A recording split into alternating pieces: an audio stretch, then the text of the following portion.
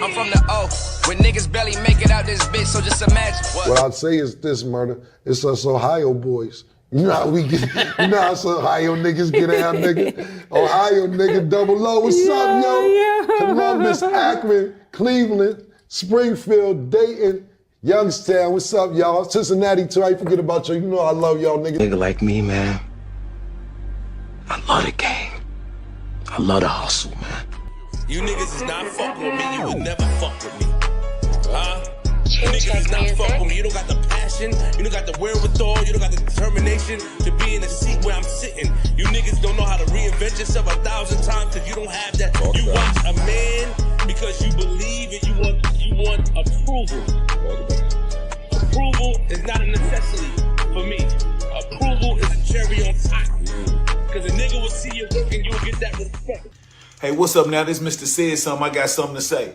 I want y'all to tune in to @Hankin TV. If you ain't watching Hankin TV, what you watching? If you ain't watching Hankin TV, what you watching? I'm the realest nigga in it. You already know. Got Trap of the Year 4 times in a row.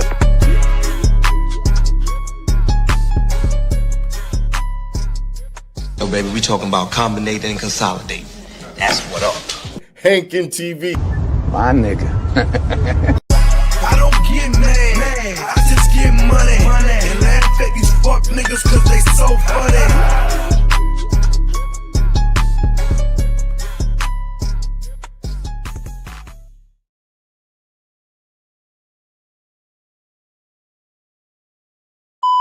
We had Mickey Truth. Who is this? You got Mickey Truth kicked out. Shout out Mickey. Let's get one thing clear. This your girl, Mickey Truth.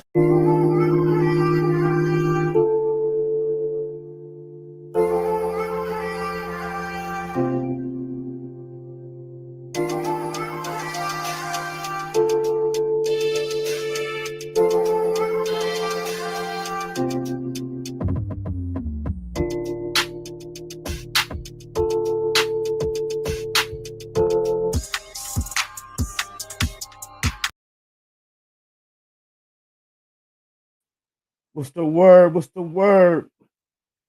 It's your boy Hankin TV, man. If y'all can't, go hit that like button. If y'all ain't subscribed to the channel, go ahead and subscribe to the channel. I got a dope guest today, a female blogger, the paperwork queen. She definitely in her own lane. Mickey Truth. Hey, what's up? What's up? If you can, go ahead and introduce yourself to the people. Well, Mickey Truth, Queen of Paperwork, SC's #1 urban blogger. I've been doing this thing for about 3 years now, and hey, that's really my intro. The paperwork queen. Okay, so how did you get into blogging? To be honest, it just happened. November 1st, 2022, rapper Takeoff was murdered. It was viral. And for some reason, I kind of like gravitated to that case. And I started an IG page, and I just was like, you know, putting my little perspective of what was going on with that case. And yeah, that started the Mickey Truth blog. How did you start? How did you get in, like, start breaking down the paperwork? So it's kind of like a progression with it, right? Because it was like, at first, like I said, I started with the Takeoff case, and it was more so research. You know, shout out to Just Say No to Skull. You know, YouTube, he found me on Instagram and was like, hey, come over to my platform so you can bring what you research over to YouTube. So I came over to YouTube on his platform.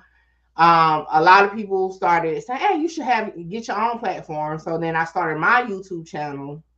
And then I made my way to Clubhouse, and shout out to Wack 100. I got on his side of Clubhouse, and research turned into more focus on paperwork. And then I started getting compared to like 1090 Jake, being a female 1090 Jake. Like they used to run that in the mud, female 1090 Jake. So at that point, that's when the Queen of Paperwork started, and it kind of went from there. So it was like a progression, but I didn't start off with just doing paperwork. Okay, so you said the Takeoff case was your first case. So after the Takeoff case, what did you go into? Ooh, I went into a little bit of everything, to be honest. So from Takeoff Case, it was more so like Texas Mound stuff, like mob ties, conspiracies, things like that. I kind of was a little bit everywhere. I can't really tell you like what was next because I really don't remember. However, the next highlight of Mickey Truth was BMF breakdown. That's really what kind of like solidified me into like the paperwork stuff was the BMF breakdown. And then I was really I don't like to say I'm the only female because it may be other females, but I'm mainly the only female that cover the street court type stuff, from like that type of perspective. So that brought a lot of awareness to me, the BMF case, and then went to YNW Melly. Then I went over to like the Chicago sector, covering like Lil Durk, King Von, stuff like that. So it's been a progression into like I just been a little bit everywhere. But those are like my highlighted cases that people may know me from. Right. So, being a female and one of very few females, do you feel like do you get any flack from the men, the male bloggers? Yes. I'm gonna be honest with you. So like it was something I had to grow into. Because like the male bloggers, they can come and all they got to say, I'm from the streets, and people gonna take what they say a little more serious. For females, it's like, especially for me, my own experience with it, it's like, oh, you square, or you don't know what you're talking about. This street stuff, stay out of street business. And at first it used to be so frustrating because I'd be like, I'm doing this content, what I'm saying, on cases. I'm not out here in people's neighborhoods asking them questions about what's going on at your local trap house. You know what I'm saying? Like, it's a public thing. So I just had to spin it. So I learned to say, I'm not asking y'all street nigga bloggers, see my language, for no advice. Y'all come looking at my stuff to use to run y'all stuff.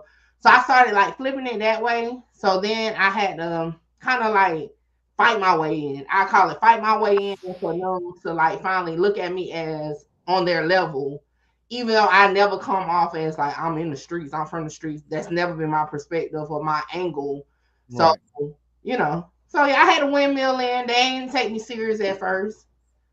You pretty much answered the next question I was gonna ask you. I was gonna ask you about people stealing your content. I know you done run into people stealing your content. I done hit you up a couple of times. Ash, was it cool for me to react to your videos? Yeah. It'd be kind of hard because people can alter the content, but how do it make you feel when somebody steal your content that you done worked real hard on? I'm gonna be honest.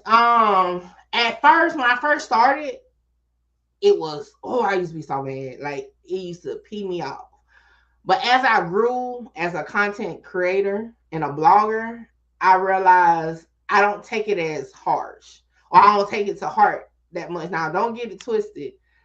I will prefer, reactions other than like if I find out you just took my whole video. Like, it was times people would take my whole video, don't add nothing to it, and post it. Then I'll strike channels for that. But other than that, now it's just like it's promo for me. Because even if you're a smaller channel, your viewers may not know who I am. So now I do a lot of watermarks and stuff like that. So now it don't bother me as much. And then even like I appreciate those like you that reach out, but sometimes I can't see it. You know what I'm saying? I don't see it in time. So I kind of just tell people, as long as you react to it, even if you don't agree with me or whatever, like just, hey, shout me out, say where you got it from. I don't be tripping like that. As long as you're making it your own, just don't take my video and just upload it to your channel. Right. You pretty much cover all the trending street news. Out of the ones that you covered so far, which one did you do your due diligence, did your research on that like really blew you away? You just couldn't believe it.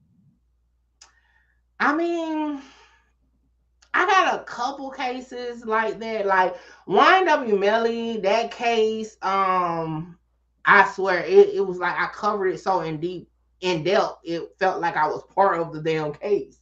The O Block Rico was another one. So like any cases, I take my time, and like if I'm covering from a case standpoint, I take my time and really research. I invest money in getting transcripts, documents, things like that. So I mean, any case, but those are like my most two highlighted cases that I follow. And I just like, you know, you mention it, you'll have people say, "Oh yeah, Mickey Truth." Like the O Block case, hell, I'm literally in a document on that case because you know I got put out from the court. So it's just like, you know, those cases hit a little harder because it was so deep dive into it. Right. You also had the opportunity to go visit a few other larger platforms. How did it make you feel when those larger platforms have reached out to you? It felt good. I'll be honest. It's like how can I say it? It's like I've been mentioned on like these platforms before, but to actually go up there and like sit on the couch, like DJ, you on the couch where I see other people, you know, I react so many interviews from there. Go to No Jumper, sitting at the table across from Adam and Remo, things like that. It felt good. It felt like accomplishment was made. However, the grind still didn't stop because you know I was in another interview and they asked me like, how did that change, you know, my life or something? And I said, it really didn't change my life. It's more so it gave me stuff to add to my resume to say I accomplished. But I still got to grind. Like, just because you get on the platform, you know, don't mean it's Right. like success from there. You still got to beat the pavement. And I'm quite sure it definitely was motivation for you. Yeah, because now I've been there. So, okay, boom. I got to keep the new people that may come across that interview, keep them engaged in what I'm doing now. Because, you know, if I would have stopped, then it's like, oh, the girl that used to do that or, you know, stuff like that, you got to still keep pushing. So, you know, shout out to them. I just love doing interviews. It's better. It's a better like vibe for me because I don't have to really do nothing but talk. Like just answer the question compared to being all the research I do on my normal content. I've seen you now just put up a video about Boss Man D-Lo. What other cases or content are you working on right now? So I'm transitioning into blog style. So okay, so I kind of transitioned a lot over the past couple of years. I started off, like I said, research blogging. Then I went into paperwork, more so court cases. But as you know, as a content creator, sometimes stuff get dry or nothing is happening. So now I'm like, okay, so what do I do when it's not a case that's going on or my viewers are not coming to me for that case? What to do? So now I'm turning into blog style. So if it hit the blogs, meaning it goes viral, I react to it. Sometimes it's more so a reaction, giving my perspective, my unwanted opinion about it. And sometimes I do have to deep dive because then I need to look up like maybe it's a case related situation. So now I'm more so blog style reactions now. So that's what I normally cover now. By you creating your own unique style, what's some advice you would give to other bloggers and content creators? Just so with me, when I first started, they, you know, I was behind the scenes. Like I used to talk, but you never saw me, right? And then, you know, the advice was you're not gonna get to the next level if you don't come in the forefront. You're gonna be behind or whatever. So I came to the forefront. People want to say, well, you need to change your glasses because that's not gonna like work, or you need to do this. You need to be like this person. And ultimately, I said, "F y'all, I'm gonna do it my way." I always say, hey, I ain't for everybody. You know, those I'm for. So I will tell people just don't listen to the noise around you. Just do your content and keep pushing. People gonna come. You know what I'm saying? Like my name is bigger than my platform. So I'm still grinding, you know what I'm saying? Just like everybody else. But it's like you just got to stay because if I would listen to people, I would have like phased out a long time ago. Because, you know, a woman doing this type of content is hard, okay? Right. Congratulations on the 100K views for this month. Thank you. That's my goal every month. And that's why I say you gotta set your goals for yourself. You know, 100K is nothing to another channel, but 100K is a lot for me. So every month, shout out to all my viewers. We hit it every month, and I'm thankful for that. I mean, some bloggers, you know, they put a lot of work into it. I ain't gonna say go beyond the Call of Duty, but they do a lot of digging.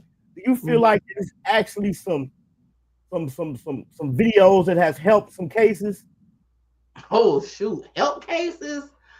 I ain't gonna say videos help cases. I'm gonna be honest. Not even my videos. You know what I'm saying? Like, I don't think they really help cases, because sometimes, as content creators, although, like for me, I do, when I talk about court cases, I'm going off of like the facts of the case, right? However, I'm still painting a narrative off of my perception of what I'm interpreting, right? That may not be a valid one. So that's why we're seeing more and more content creators, YouTubers, bloggers in these cases, and not for good reasons, because our push to our viewers for entertainment is now being caught up to be real life. And I don't be liking that aspect of it, because I feel like just because I'm looking at this way, you shouldn't use that in no case. It shouldn't help you in no case, but that's what we live in. Right. My personal opinion, I believe 99.9% of the bloggers and content creators just expound on information that's already out there. I think the videos only play a part when somebody get on an interview and tell, or go on the internet and telling themselves. Right. Now that's true.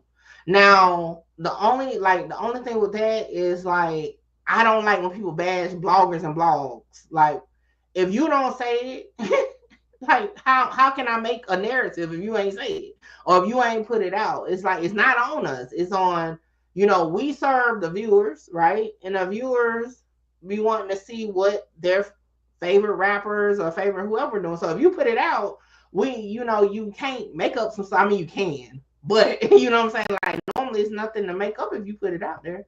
I come through a lot of backlash for that sometimes, but I stand on business with it. I was like, you put it out there, it ain't on me. Right. Just like everything, we know over time everything changes. Right now, it's kind of a controversy going on about streaming versus content. They're saying YouTube is fade now. It's started going to more streaming.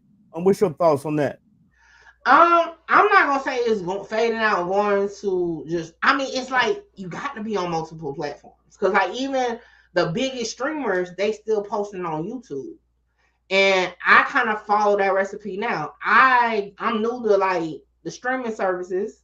I'm still trying to figure out how I'm about to make that work for me, but you know what I'm saying. I still post over there because now you got to be everywhere. TikTok, I was late to, you know what I'm saying? So it's like I'm losing growth from not posting on TikTok. So you really got to be on all platforms. So I wouldn't say, every platform changes. So I would feel like if you're on everything, you kind of maximize your chances of growing your audience. So I wouldn't say it's fading though. Right. Right now we're streaming on a couple different platforms. We're streaming on YouTube, Twitch, and Facebook. So if you on Twitch or Facebook, make sure y'all go to YouTube and subscribe to Mickey Truth. I also got the links to her YouTube channel and Instagram in the description of this video. So you just recently applied to for Streamer University.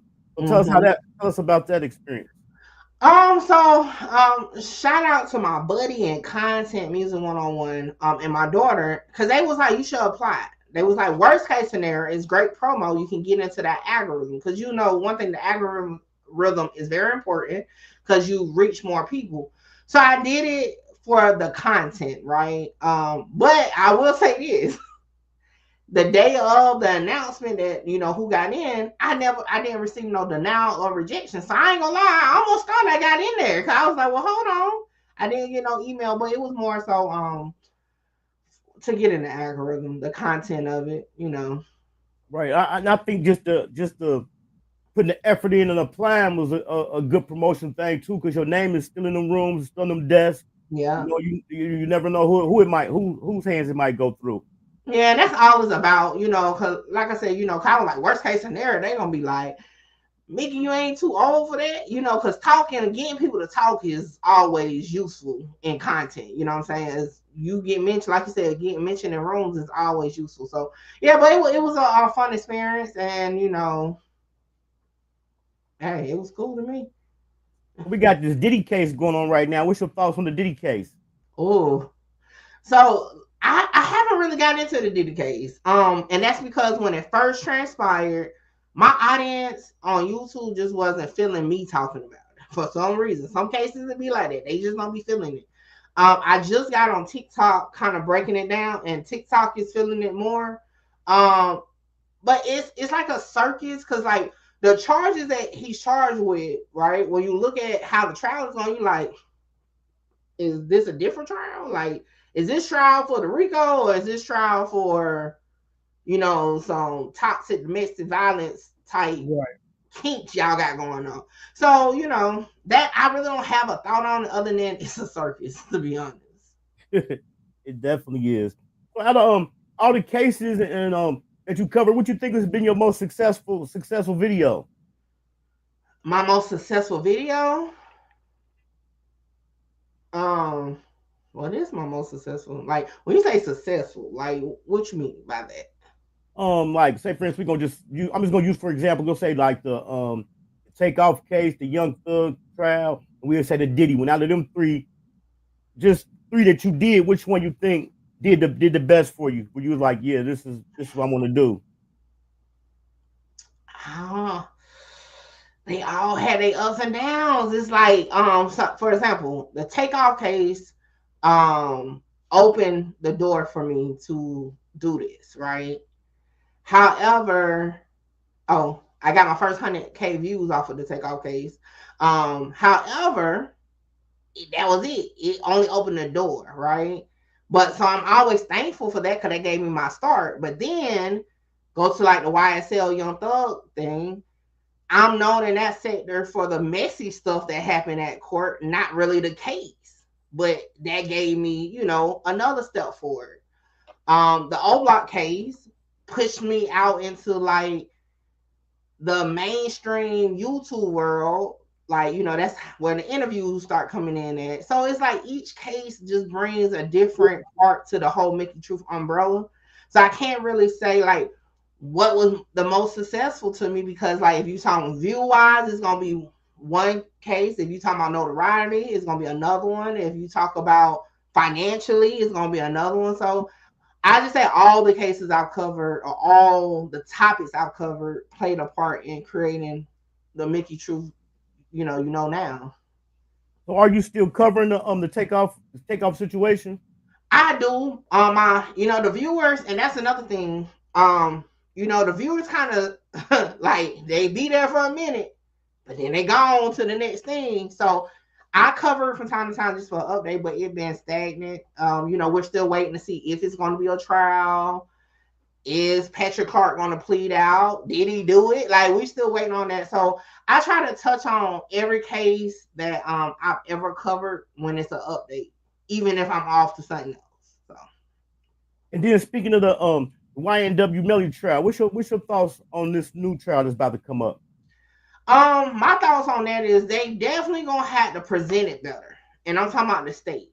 Like, you know what I'm saying? Like the first trial, and I get so much flack for the YNW Melody case, because I feel like I get just thinking about it. Yeah, he was in the back seat. They said the shooter was in the back seat. He had to do it, right? But from how they presented the case, it left reasonable doubt to me. So like, I'm like, if they don't close those holes the second go around, it's going to either be another mistrial, or he's going to get off, even if he did or didn't do it. You know what I'm saying? Because, it's all about the story, not really if you're innocent, for sure. Right. And then another big case you covered was the YSL trial. How did you feel about the way that ended? Them guys getting found not guilty. Did you see that happening?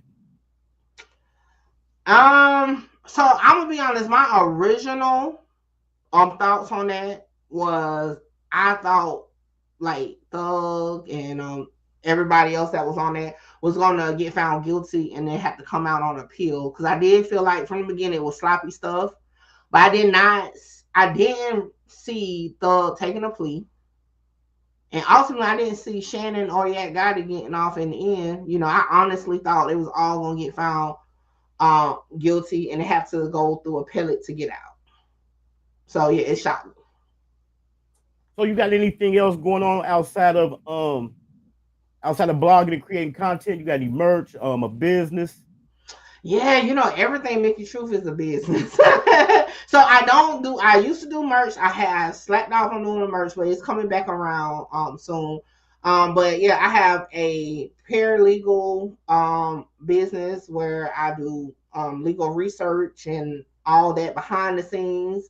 If you're a creator and you're working a case, even if I'm not working a case and you want to tap in, you need help getting the paperwork, things like that, you can tap in with me. So I do basically stuff like that on the back end.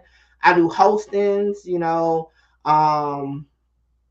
I'm a notary, so in South Carolina, I attend weddings, I marry people. So yeah, I'm a one-stop shop for it all. Okay. Right. And the consultations, tell the people also about the consultations you do for to help content creators.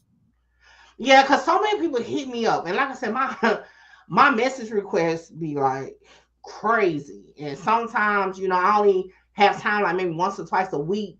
It'd be a week before I get to you. So if you hit my email, bookmikeytruth@gmail.com, you can schedule a consultation where if you need help putting together your content, finding like the research aspect, you can tap in with me and we can schedule a time. It's not free, okay? It definitely comes with a fee. However, we can schedule a time.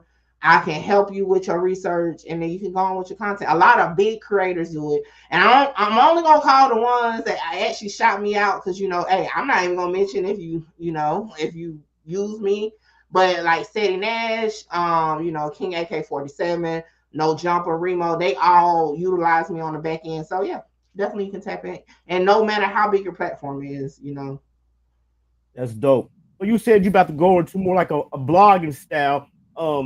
I know you used to do some shows on your channel as well. So what you got anything else coming up on your channel? So I'm trying to get back into interviews. However, it's kind of hard because of what I do. It's politics and everything. And sometimes, especially with the more popular artists, you do an interview, then they feel like if something negative or something come out about them, they don't want you to talk about it. So I'm kind of up in the air on how that's going to work. But I am doing more vlogs, meaning like locally going out with artists that's coming up to do like, sit downs and talk about it. So yeah, I'm working on some things, just so many different, sometimes like the queen of paperwork, Mickey Truth, is exciting to some, and some people fear it because they're like, oh shoot, what's she gonna dig up on me? Even though I don't go digging up on nobody, if it hit the net, I'm gonna talk about it. You know what I'm saying? But I don't expose nobody. Like I'm not about to go get something that never was discussed on the internet before and then post it. Right.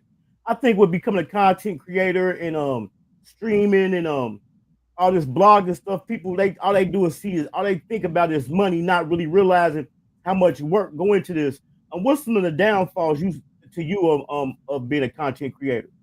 Especially the type of content creator I am, I lost a lot of money with court papers and things like that. See, people felt like I said, my name grew bigger than my platform. People felt like I was just this big time blogger making money. And like the first year and a half, I wasn't even making money on YouTube. I was monetized, but I wasn't making no money. You know what I'm saying? Like I was barely getting payouts, So then I had to sit back and like, you know what? You got to learn the analytics of it, and you have to cater to that. So some of my day one supporters and viewers, I actually go like, I'll be honest with my viewers, like, hey, this is a business. What I was doing before, spending hundreds of thousands, not hundreds of thousands, but hundreds to $1,000 on documents and not making it back, that's not a good business move. So now I have to do less of that, you know what I'm saying, and do more entertainment of the situation. So, I explain this. I will say that's a downfall, not making the money, but you want to have good content, even as far as like the StreamYard, they went from free to now it's $50. So now if I'm not making $50 a month at least on YouTube, I'm in a whole $50 because it got to come somewhere, CapCut, you want to use Pro, it's just so much. So that's one of the things people don't realize is really money you have to invest in it. On the back end, you may not be getting it, but you got to stay motivated. My most successful time on YouTube, funny story, I was demonetized. My most successful time on YouTube, when I went viral, the end of 2023, I was demonetized. But I was dropping videos, going live. I was still doing it, but I was demonetized. That's crazy. When I tell people that story, they were like, so you ain't stopped? I'm like, nope. I had to keep pushing. And that was my most successful time to date as being a blogger, was during that time frame. I definitely can relate, because I think my one of my most successful times when I wasn't monetized. Fortunately I got monetized in like a month, but it's the month that I wasn't monetized. And I think another thing people don't realize, as aside from the money, is the time that it take. It take a lot of time. Yeah, so if you follow me on TikTok, then you know, because I'll be on TikTok live doing content like right here. This is my basket, because I be having to do my scripts, get my information. Like, these is all video scripts I've done in the past few days. And you see I have to write on there done when I'm done, so I know I already covered it. So I got to do that. Then, you know, luckily I'm not a tech person. So like this, how I'm sitting here in front of my backdrop, that's my most, I love that, because like I don't have to worry about all the fancy other stuff. I just flow out like that. But back when I did have to do that, it was just stressful. I was like, oh my God, it just don't look right. Oh my God, why is this over here? So yeah, it's a lot of time, effort, and research. I remember with the YSL case, 12 hours of reading documents, all that, for a 20-minute video. 12 hours. For a 20-minute video. And you just had to go extra hard for us working wise a couple weeks ago. You had lost your voice because you was using the AI for a minute. Yeah. And see, that's the thing. And my body, I've been doing this since November 1st, 2022, nonstop. I may have taken like a day or 2, 3 days off max, nonstop. My body is programmed to it.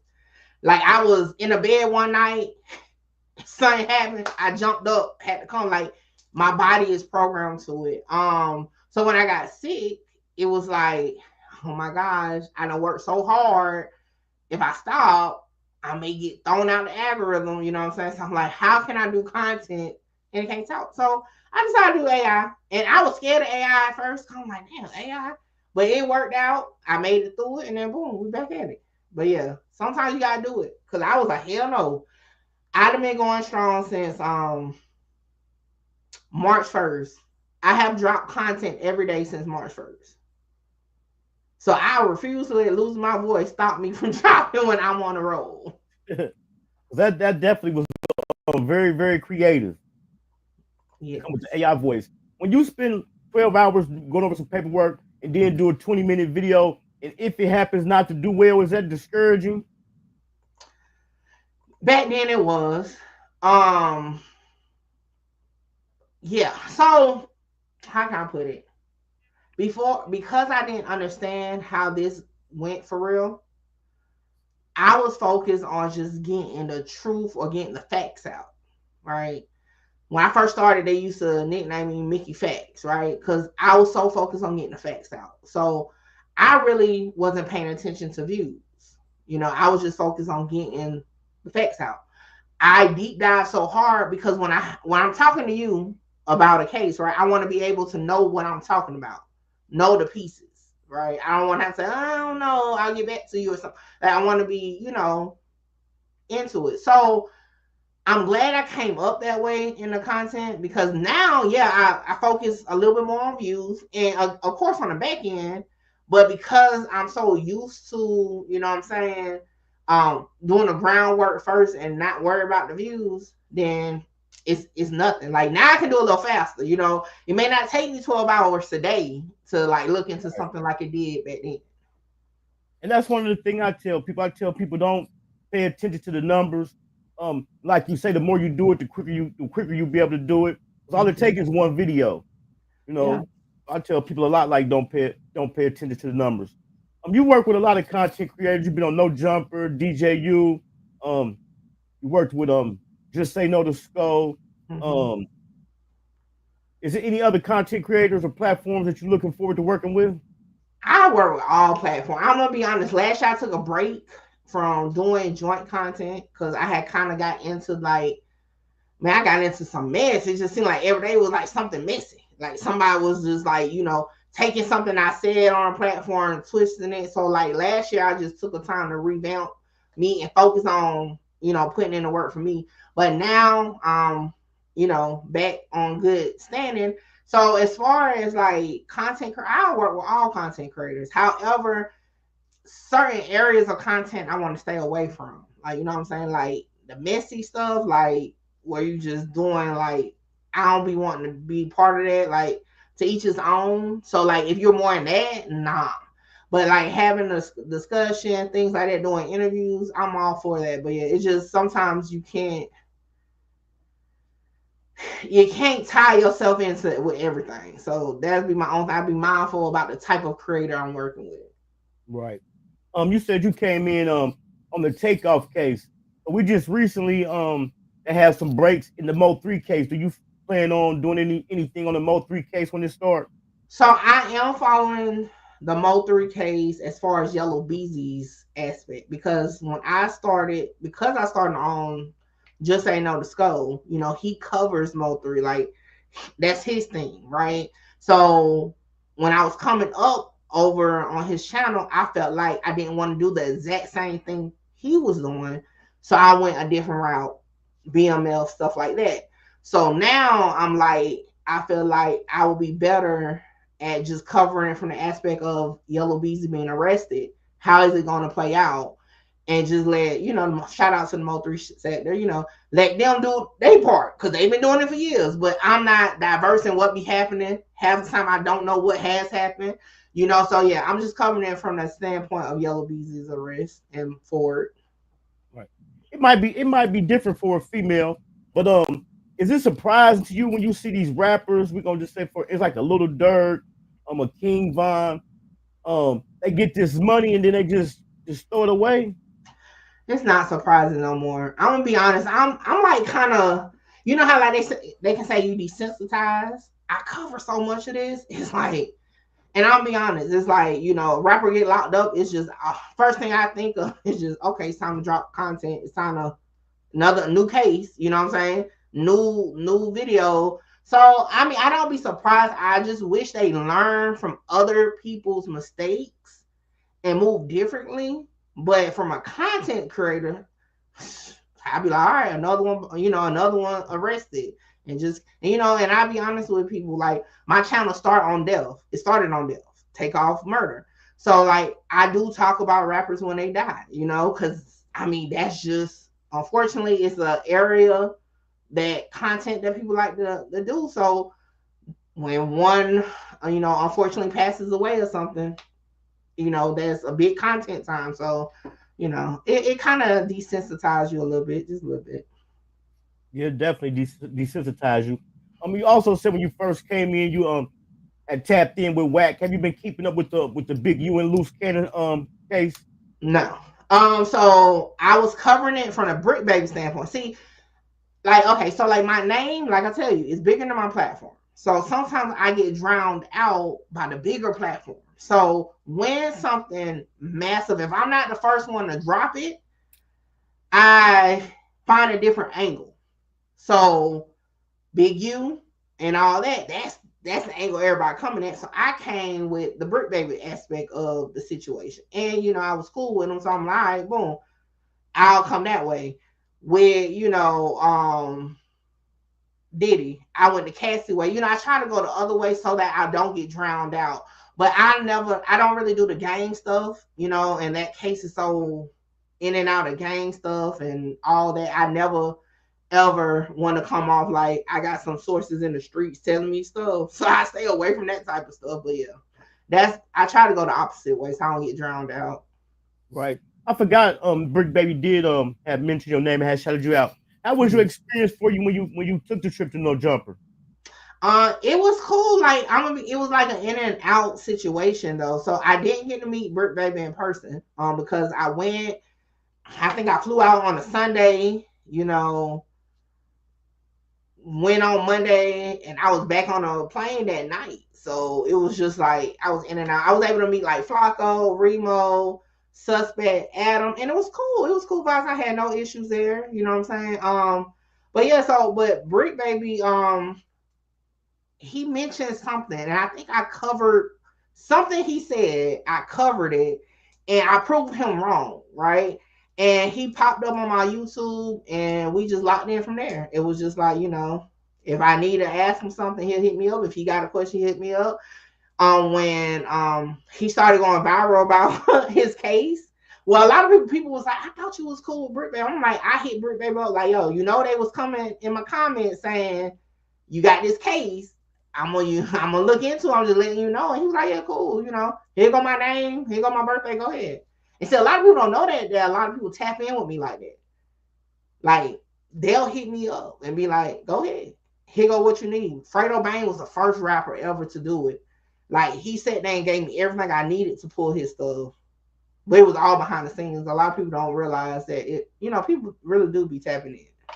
I think that's good though, because when you got people trying to smudge your name, you kind of need a tool or somebody that can, that can kind of clear it or add something else to the conversation. Yeah, and everybody know I'm gonna be real with it. Like, that was one thing Brick Baby always said, like, hey, I know you're gonna keep it real no matter if we cool, ain't cool. Yeah, I'm gonna do it the way I do with anybody else. But it is helpful when you have the person locked in with you, so you might have a question like, hold on now, what this talking about?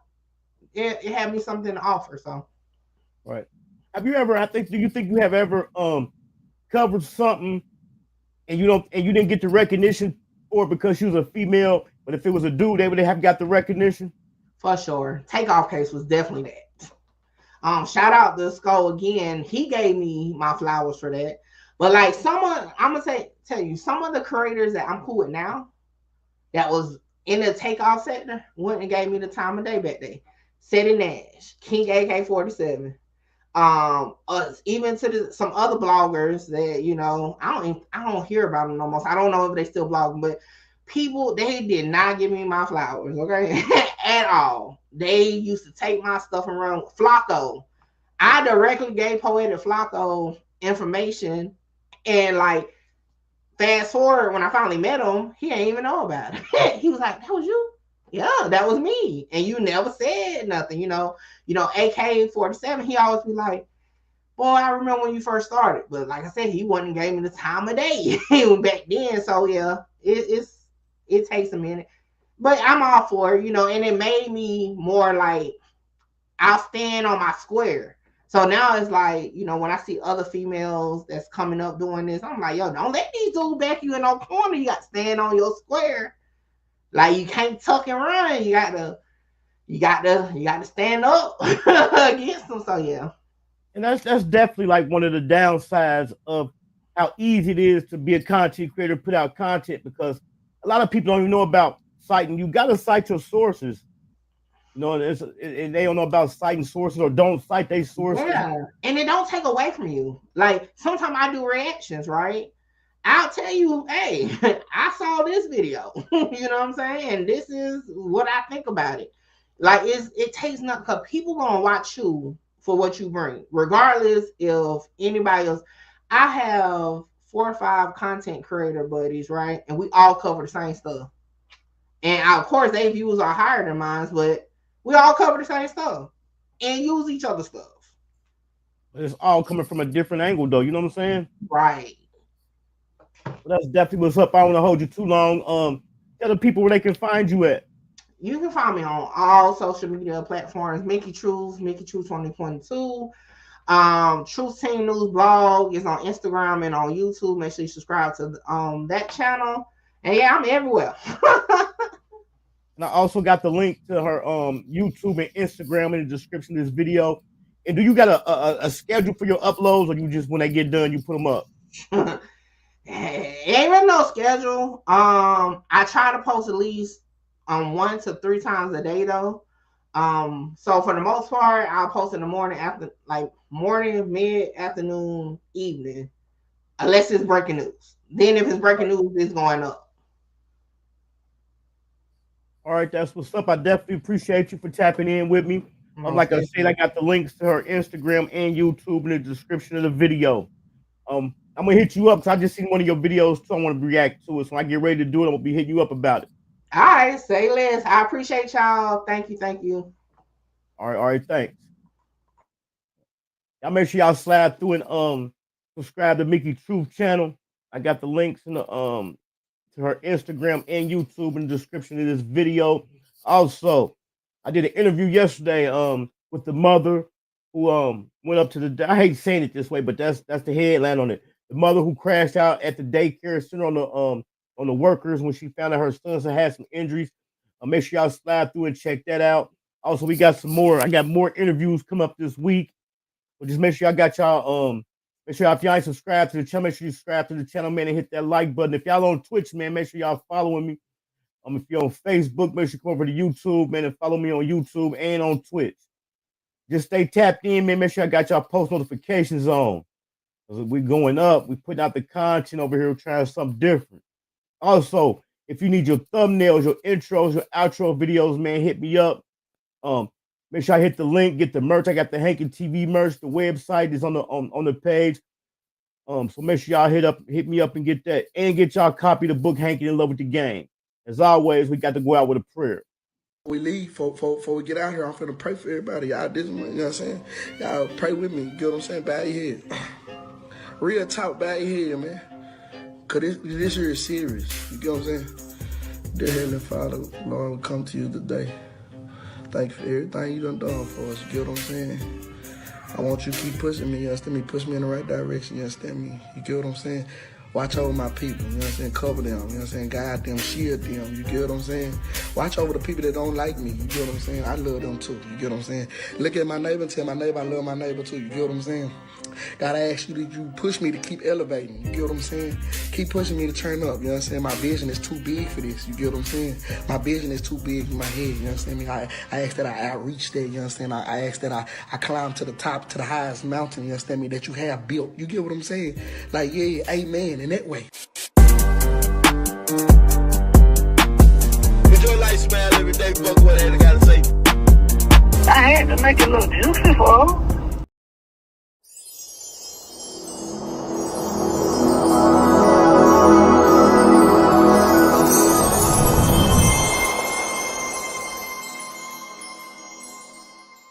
I'm gonna go ahead and give everybody like a definition of hanking.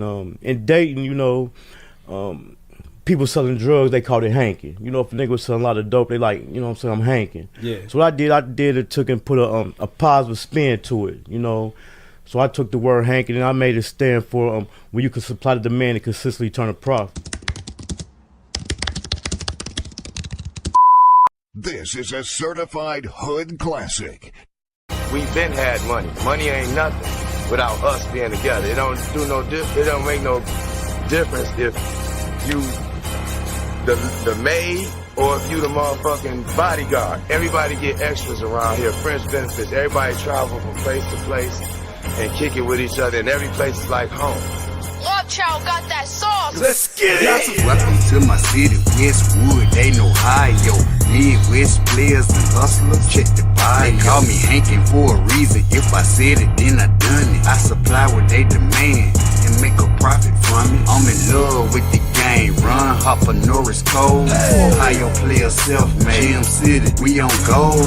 M-double-G, yeah, money go getters. Real niggas bout that life. Niggas can't up with us. They call me Hankin for a reason. If I said it, then I done it. I supply what they demand and make a profit from it. They call me Hankin for a reason. If I said it, then I done it. I supply what they demand and make a profit from it. I salute to all the us, Jay, Charlie, Bugs, and Rounders. Keith, Denny, Bert, Earl. The D-boys in the alleys. Chino and Lil J, J, Mac and Carleon. Skang, Key, and Diamond Cut. DBM, you know we own. I used to cook the D. I did corn, shoot the 3.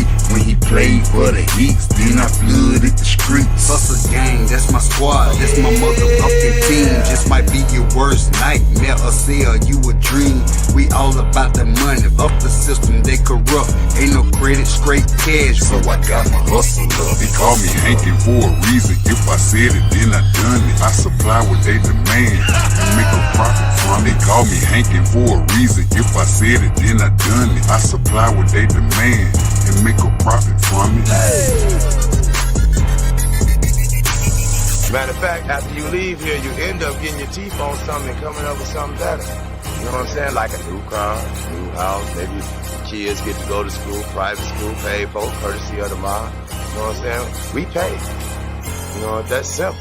A lot of niggas don't like to spend their money. We love to spend our money. You can't take none of this shit with us. None. Ain't no armored trucks pulling up at no funeral. Simple. My boy Hankin TV, that's my dog. He gonna be on the channel real soon. I think tomorrow, man. Y'all make sure y'all go subscribe to Hankin TV, man. You feel what I'm saying? That's my boy. He put dope content over there.